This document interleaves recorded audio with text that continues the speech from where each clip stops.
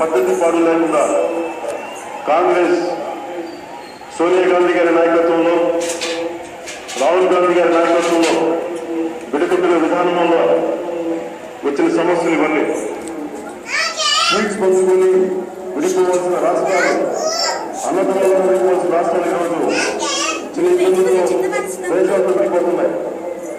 దాన్ని పరిస్థితుల్లో దాన్ని ఒప్పుకోలేదు. అలాగే నరేంద్ర మోడీ గారు కూడా నేను ఆయన గాంధీ నగర్లో కలిసినప్పుడు ఇదే వినియోగించుకున్న రాష్ట్రాలు విడిపోవడం సమస్య కాదు, కానీ కొంతమంది నాయకులు దాన్ని ద్వేషాలతో ఇంకా విడిపోతామని చూస్తున్నారు. ఈ దేశ సమాజానికి మంచిది కాదని చెప్పాను.